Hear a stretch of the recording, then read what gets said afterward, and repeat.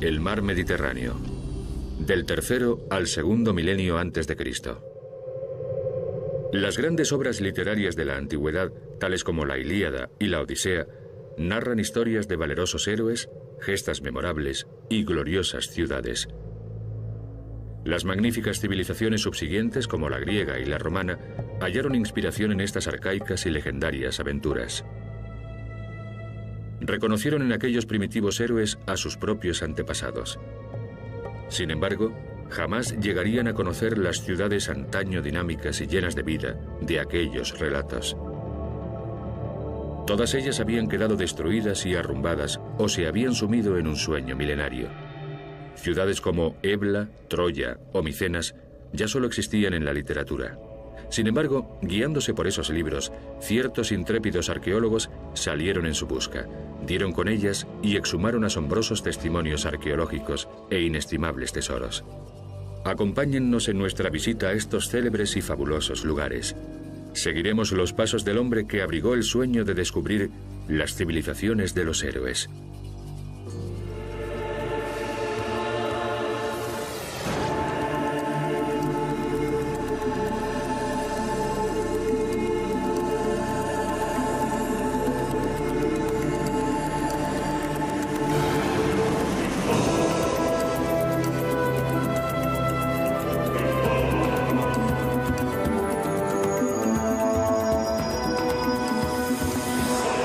Secretos de la arqueología. La civilización de los héroes.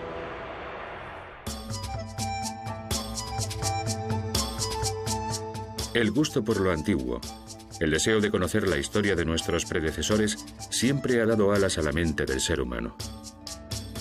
A los antiguos griegos y a los romanos también les encantaba estudiar a sus antepasados. Su interés recayó especialmente sobre las culturas y ciudades de los milenios segundo y tercero antes de nuestra era.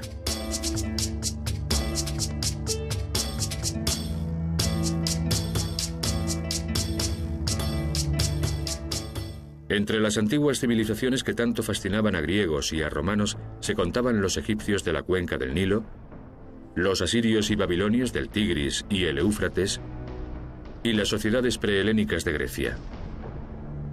Los minoicos de la isla de Creta y los micénicos del Peloponeso, que heredaron su antiguo poder.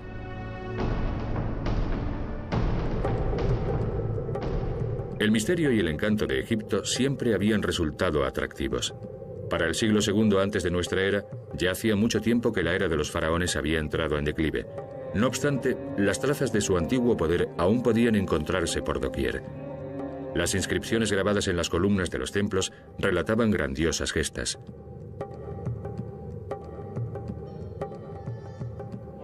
Los historiadores estaban fascinados por la historia del gran faraón Tutmosis III, narrada en las columnas del templo de Karnak. En el siglo XV a.C., Tutmosis III organizó una extraordinaria campaña con el objetivo de conquistar Oriente Próximo.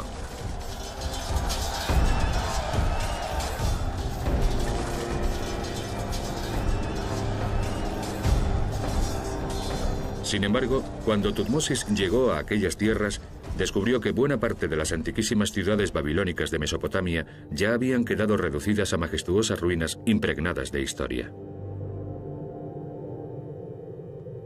De entre aquellas ciudades espectrales, una en particular ejerció un irresistible atractivo sobre los historiadores: Ebla. Ebla era una mítica ciudad asiria situada al norte del Éufrates y la capital de un importante reino de la antigüedad.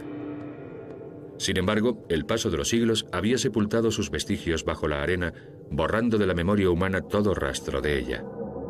Aparte de la inscripción de Karnak, todo cuanto pervivía de Ebla era una cita de la Biblia.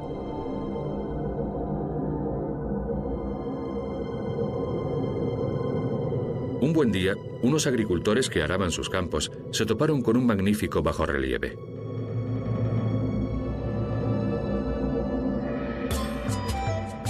La noticia atrajo a un equipo arqueológico italiano que desenterró cerámica, utensilios sofisticados y el torso de una estatua que presentaba una inscripción votiva en la cual constaba inequívocamente el nombre de la ciudad.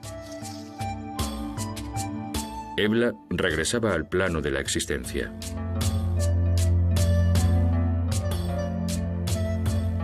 No obstante, el hallazgo más sensacional se produjo en 1975, cuando el equipo italiano desenterró 17.000 tablillas con textos cuneiformes datadas en torno al año 2300 a.C. Una vez traducidos, se determinó que se trataba de contratos mercantiles y documentos administrativos ilegales. Paradójicamente, tan inmenso tesoro se había conservado a lo largo de los milenios gracias a un violento acto de destrucción. Alrededor del año 2300 a.C., la ciudad fue atacada y arrasada hasta sus cimientos por el rey Sargón I de Acadia.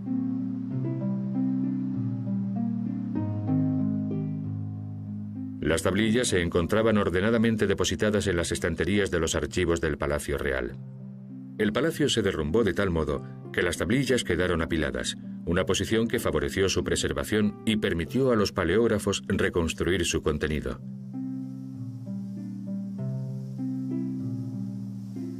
Ebla era un floreciente centro mercantil de la antigua Siria, y su monarca un acaudalado mercader. El comercio era tan primordial para el soberano que los caravaneros que partían hacia Oriente o el Mediterráneo se hospedaban en el recinto palatino. Tales caravanas constituían la génesis de las fortunas de la urbe y eran un pilar fundamental del poder regio. Si se dirigían hacia el oeste, las caravanas llegaban a la costa. Allí embarcaban sus mercancías hacia las tierras occidentales y cargaban nuevas mercaderías con la que emprendían su regreso.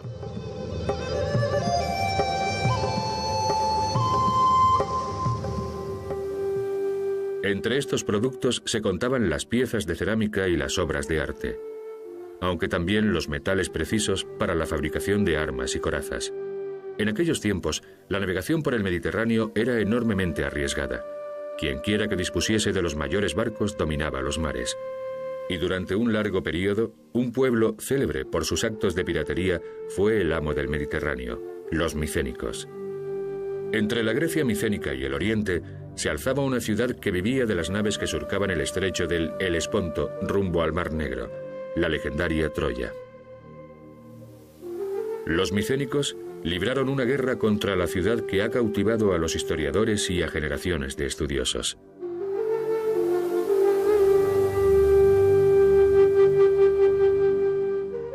Troya, en tiempos conocida como Ilios o Ilión, fue una próspera ciudad durante el período helenístico.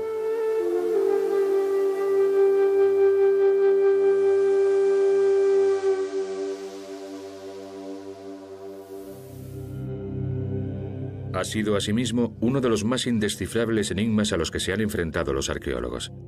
Hubo quienes consagraron muchos años a su búsqueda, tentados por los fabulosos tesoros que prometía. Mas no resultó fácil despertar de su sueño a la bella Helena, el bravo Héctor, ni al rey Príamo. Troya, la ciudad cuyo sitio se describe tan elocuentemente en el que posiblemente sea el libro más célebre de la historia, la Ilíada de Homero, podía encontrarse en cualquier sitio.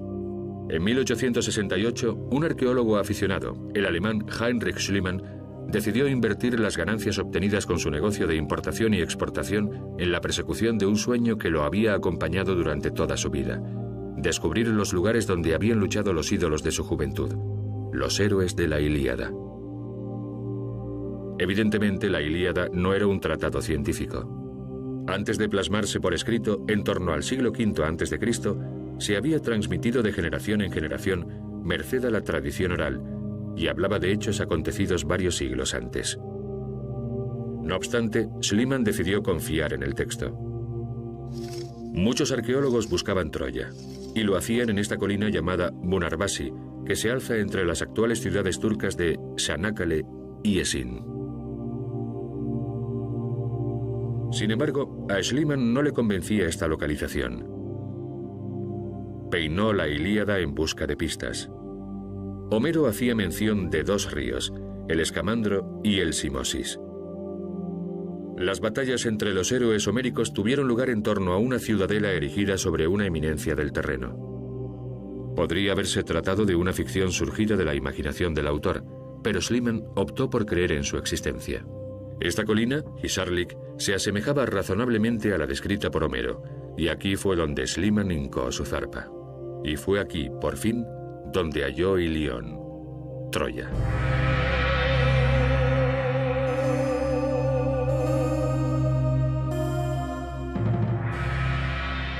Nueve Troyas distintas, edificadas una sobre las ruinas de otra, surgieron de las excavaciones. En la segunda Troya, Schliemann descubrió asombrosos tesoros: copas y vasijas, armas, joyas de oro y botones. Creyó haber dado con el tesoro de Príamo. Hoy sabemos que aquellas riquezas no pertenecieron al rey troyano de la Ilíada. La arqueología moderna, una ciencia basada en métodos rigurosamente analíticos, muy alejada ya de los planteamientos intuitivos que guiaron a Schliemann, ha retrasado la data de estos objetos a varios siglos antes de la guerra de Troya, atribuyéndoselos a alguna familia real del tercer milenio antes de Cristo. Sin embargo, para el diletante arqueólogo alemán, los hallazgos solo podían pertenecer al tesoro de Príamo. Su creencia se fundaba en las trazas de incendios constatadas en el nivel donde aparecieron. Y según Homero, Troya había ardido hasta sus cimientos a resultas de la devastación perpetrada por los micénicos, que entraron en la ciudad tras 10 años de asedio gracias a la estratagema del caballo de Troya, cuya réplica se alza hoy en el yacimiento. Schliemann identificó la Troya atacada por los micénicos con la ciudadela que había exhumado, cuyo plano contemplamos, fechada en el tercer milenio antes de nuestra era. Una ciudad circundada por una muralla de apenas 120 metros de diámetro que difícilmente podría haber soportado una década de sitio, ni habría podido acoger la corte de Príamo. Según los recientes estudios de las universidades de Tubinga y Cincinnati, en el segundo milenio antes de Cristo, la era del conflicto con los micénicos, Troya se encontraba rodeada por estos otros muros mucho más extensos. Y probablemente crecieron aún más a finales del primer milenio antes de Cristo. Basándose en las descripciones de la Ilíada y teniendo en cuenta los resultados de las últimas campañas arqueológicas en las que se han excavado nuevas áreas de la arcaica ciudad, hoy podemos revivir el mítico cerco micénico de la Troya de Homero.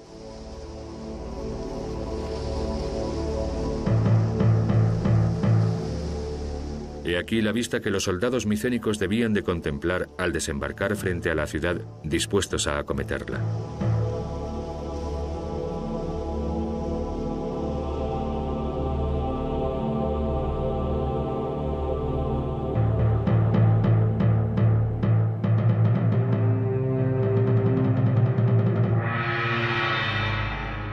El espectáculo que componían los amenazadores buques de guerra dirigiéndose hacia Troya posiblemente no era desusado para Príamo y sus súbditos. Los 9 estratos descubiertos en el yacimiento corresponden a 9 ciudades distintas, que nos dan su testimonio de los diversos ciclos de destrucción y reconstrucción. Hoy sabemos que Troya, amén de ser un lugar de capital importancia estratégica para el control del tráfico marítimo, era asimismo el mayor productor de su tiempo de manufacturas de oro. Por lo tanto, no es de extrañar que se atrajese las codiciosas miradas de los pueblos vecinos. Conquistar Troya suponía no solo librarse de los impuestos con que gravaba el tráfico de mercancías hacia el Mar Negro y Oriente, sino también la obtención de un rico botín. Por todo ello, fueron motivos fundamentalmente económicos los que condujeron a los micénicos a emprender la legendaria guerra de la Ilíada. Si bien, según la versión de Homero, la hermosura de Helena y el valor de héroes como Aquiles infundían dramatismo y romanticismo a los acontecimientos. Troya era una ciudad sumamente opulenta y debidamente defendida, ceñida por una fortísima cerca que Homero calificaba de inexpugnable. Por lo tanto, tras 10 largos años de asedio infructuoso, los micénicos se vieron obligados a tramar la célebre artimaña del caballo de madera. Troya fue destruida y reedificada en 9 ocasiones, la última durante el período romano. Uno de sus más fastuosos trazados se debe al egregio Alejandro Magno. La noble gesta de los troyanos contra los micénicos permanecía tan vívida en la mente del joven general que ofrendó su armadura a la diosa Atenea, a la que se veneraba en la ciudad. Agradecidos, los troyanos regalaron a Alejandro una coraza que, según afirmaban, se había empleado en el conflicto narrado por Homero. Los historiadores Estrabón y Plutarco recuerdan la siguiente anécdota. Alejandro Magno siempre llevaba esa armadura al entrar en batalla, ya que la consideraba un símbolo sagrado. En el siglo XIX se creía que esta ciudad fortificada era de origen medieval. Por consiguiente, los arqueólogos jamás se habían preocupado de excavar en el interior del recinto amurallado en busca de restos de antiguas civilizaciones. Sin embargo, la naturaleza de su localización y la solidez de sus muros atrajeron la atención de Schliemann. Había rastreado esta región del Peloponeso en pos de Troya y se quedó hondamente impresionado ante las enormes moles que se apilaban no lejos de la ciudad de Argos.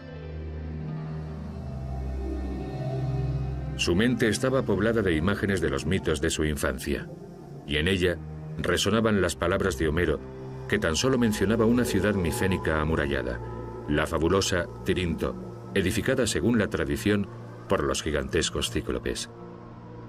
Schliemann, proclive como era a vivir inmerso en las ensoñaciones de su infancia y a tomarse en serio el contenido de los libros antiguos, se negó a aceptar la idea de que el origen de tan gigantesca fortaleza se remontase tan solo al medievo. Aquellas piedras le inspiraron leyendas y mitos ensalzados desde el alba de los tiempos. Por si fuera poco, el historiador griego Pausanias corroboraba la afirmación de Homero en torno a la existencia de Tirinto. Pausanias había llegado incluso a comparar la majestuosidad de las fortificaciones de Tirinto con las pirámides de Egipto. Por lo tanto, en algún lugar cercano a Argos debían de encontrarse aquellos muros ciclópeos. Tan grandioso monumento no podía haberse desvanecido sin más. Una vez más, las excavaciones arqueológicas confirmaron las tesis de Schliemann. En la cima de la Acrópolis se hallaron las ruinas de un maravilloso palacio adornado con frescos al estilo minoico, datado en el segundo milenio antes de Cristo. En efecto, se trataba de la ciudadela de Tirinto. Y una vez más, una asoladora guerra era el motivo de la preservación de tanta belleza. Las plantas superiores del palacio, al derrumbarse sobre las inferiores, rellenaron de escombros las salas con pinturas al fresco. El fuego prendido por los asaltantes fundió los ladrillos, creándose así una especie de caparazón que protegió los restos del palacio. Pero, ¿quién fue el enérgico invasor capaz de destruir una poderosa ciudad protegida por tan imponentes muros? Los historiadores descubrieron que los vencedores de esta épica guerra habían sido los dorios, un pueblo procedente del norte que se asentó en Grecia tras expulsar a los micénicos. ¿Cuál era el secreto de su poder? Su armamento estaba fabricado en hierro, un metal desconocido para los micénicos que luchaban con armas de bronce, un material mucho más frágil. Su fuerza y su audacia de poco les valieron a los descendientes de Aquiles, ya que sus espadas se hacían pedazos al entrechocarse con las de sus enemigos.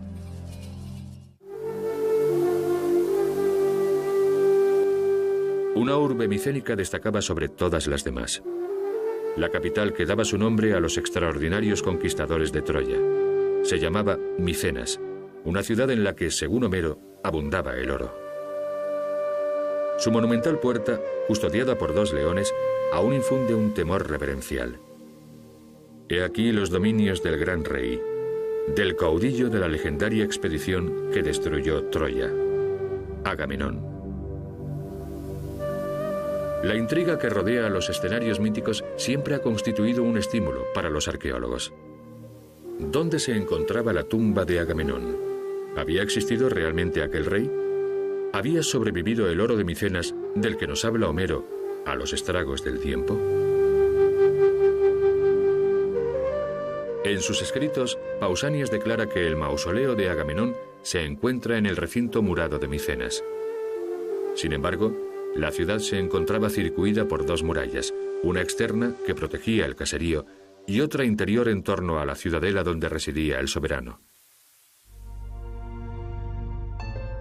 La búsqueda, llevada a cabo en el ámbito de la primera cerca, resultó infructuosa hasta que intervino Schliemann.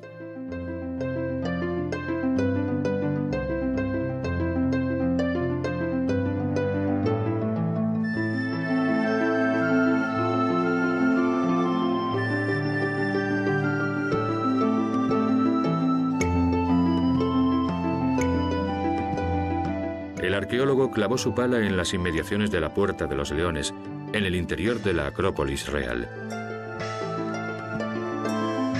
Y excavó hasta que de la tierra surgieron varias tumbas, y de su interior el fulgurante metal inmortalizado por Homero. 15 kilos de oro. Entre los tesoros se hallaba una serie de maravillosas máscaras funerarias de oro. Por supuesto, este era un privilegio exclusivo de la realeza. Y en las facciones de la más hermosa de las máscaras, Schliemann afirmó reconocer a Agamenón, el gran rey general. Desde los tiempos de Schliemann, los arqueólogos han descubierto que tales riquezas corresponden a un período anterior al reinado de Agamenón. No obstante, la pasión despertada por aquel hallazgo fue tanta que hasta hoy nadie ha osado rebautizar esta pieza única. La primorosamente cincelada máscara de oro sigue siendo para todos nosotros la máscara de Agamenón.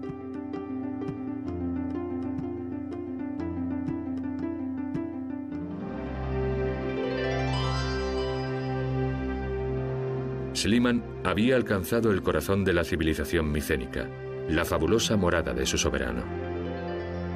Y claro está, un gran rey necesita un gran palacio.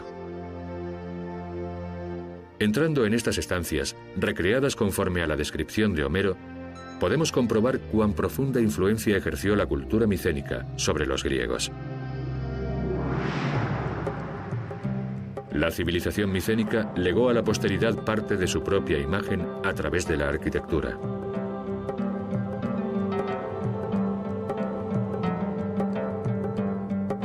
Esta sala, con el hogar en el centro, llamada Megaron, el corazón del palacio, se convirtió en el modelo del más típico de todos los edificios griegos, el templo. Así, la residencia del rey se transformó en la morada de los dioses.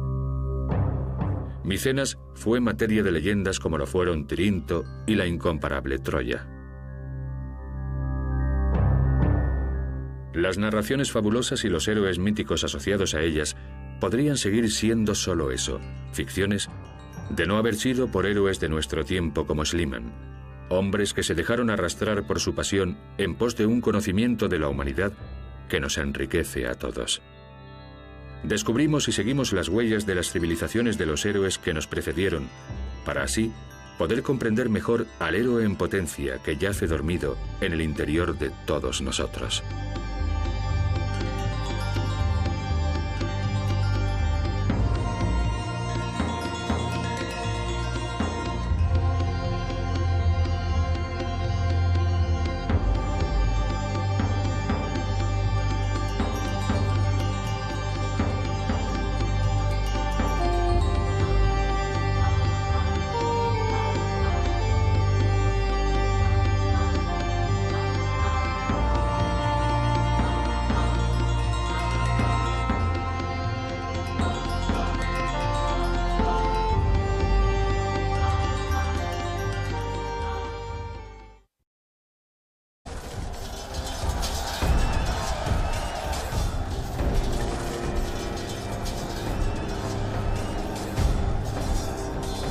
Sin embargo, cuando Tutmosis llegó a aquellas tierras, descubrió que buena parte de las antiquísimas ciudades babilónicas de Mesopotamia ya habían quedado reducidas a majestuosas ruinas impregnadas de historia. De entre aquellas ciudades espectrales, una en particular ejerció un irresistible atractivo sobre los historiadores: Ebla. Ebla era una mítica ciudad asiria situada al norte del Éufrates y la capital de un importante reino de la antigüedad. Sin embargo, el paso de los siglos había sepultado sus vestigios bajo la arena, borrando de la memoria humana todo rastro de ella. Aparte de la inscripción de Karnak, todo cuanto pervivía de Ebla era una cita de la Biblia. Escenas ya solo existían en la literatura. Sin embargo, guiándose por esos libros, ciertos intrépidos arqueólogos salieron en su busca, dieron con ellas y exhumaron asombrosos testimonios arqueológicos e inestimables tesoros. Acompáñennos en nuestra visita a estos célebres y fabulosos lugares. Seguiremos los pasos del hombre que abrigó el sueño de descubrir las civilizaciones de los héroes.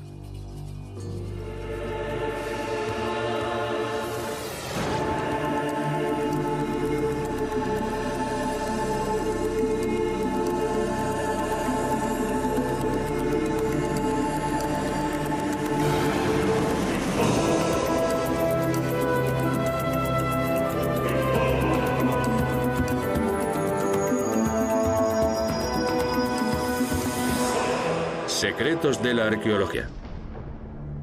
Los minoicos de la isla de Creta y los micénicos del Peloponeso, que heredaron su antiguo poder.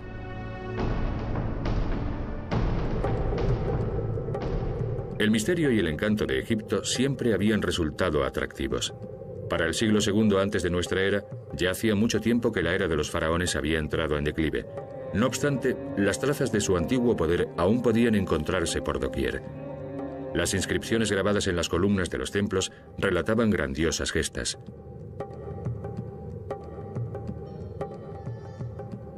Los historiadores estaban fascinados por la historia del gran faraón Tutmosis III, narrada en las columnas del templo de Karnak. En el siglo XV a.C., Tutmosis III organizó una extraordinaria campaña con el objetivo de conquistar Oriente Próximo. La civilización de los héroes.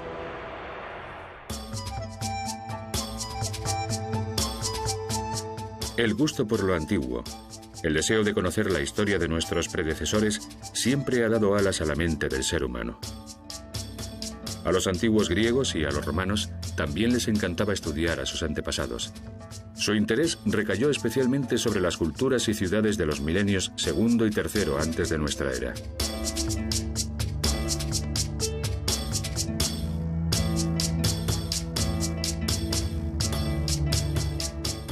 Entre las antiguas civilizaciones que tanto fascinaban a griegos y a romanos se contaban los egipcios de la cuenca del Nilo, los asirios y babilonios del Tigris y el Éufrates, y las sociedades prehelénicas de Grecia.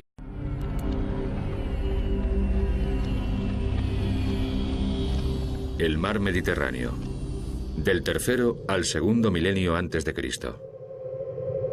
Las grandes obras literarias de la antigüedad, tales como la Ilíada y la Odisea, narran historias de valerosos héroes, gestas memorables y gloriosas ciudades. Las magníficas civilizaciones subsiguientes, como la griega y la romana, hallaron inspiración en estas arcaicas y legendarias aventuras. Reconocieron en aquellos primitivos héroes a sus propios antepasados. Sin embargo, jamás llegarían a conocer las ciudades antaño dinámicas y llenas de vida de aquellos relatos. Todas ellas habían quedado destruidas y arrumbadas o se habían sumido en un sueño milenario. Ciudades como Ebla, Troya o Micenas